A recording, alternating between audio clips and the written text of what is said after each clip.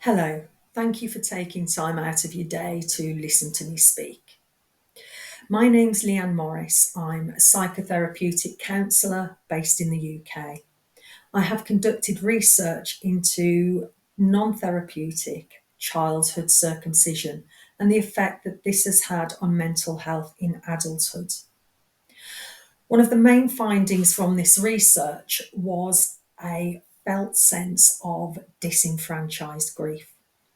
What I mean by that is an inability to communicate any negative feelings or a sense of loss in relation to what was taken away.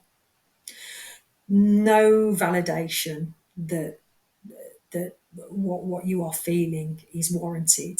And so that leads to an inability to outwardly express any negativity, and an inability to actually mourn and grieve for this that has been lost. On top of that, there was a real sense of trauma. This is a traumatic experience that has really left its mark.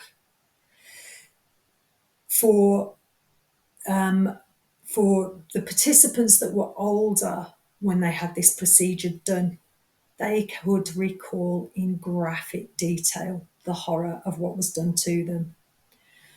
For for some of them, the first time they learned of what was going to happen to them was when they were sat there in the room having this done. It had not been communicated or explained beforehand. This has led to this procedure being on loop in their head. Nightmares and flashbacks are common. On top of that, the visual stimulus of being able to see a daily scar of what was done, a feeling of this being a mutilation.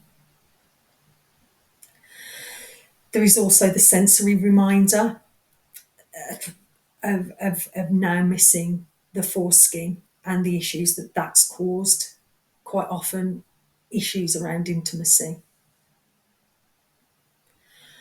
When this has been perpetuated by an external force and it's led to feelings of somehow having low self-worth, low self-esteem, that this has been done, has added another layer to the impact that this has had on mental health.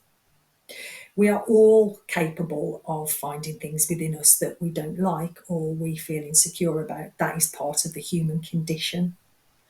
However, Kristin Neff writes about self-compassion.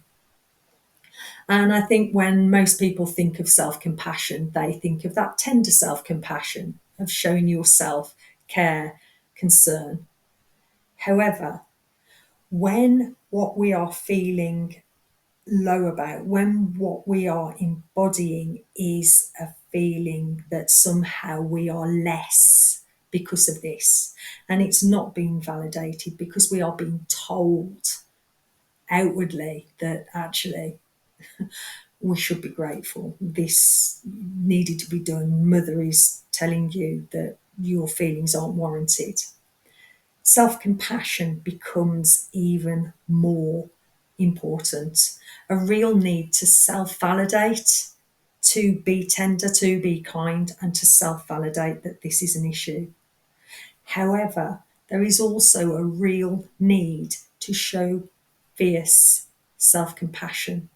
Fierce self-compassion in putting boundaries in place, that this, for you, has caused an impact on mental health, that it is not a source for humour, that there is a need to communicate, to have a voice, that it is not okay for people to laugh and make fun, and to validate your own feelings in relation to this.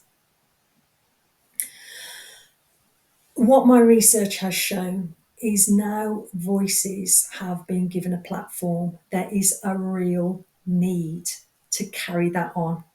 Voices that are at the moment a whisper need to be encouraged to be turned into a shout.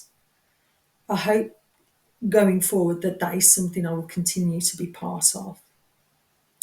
For everybody out there who does feel that no one's listening, that there is no voice and no platform, please be assured that that is not the case. There are people out there who are ready to validate your feelings.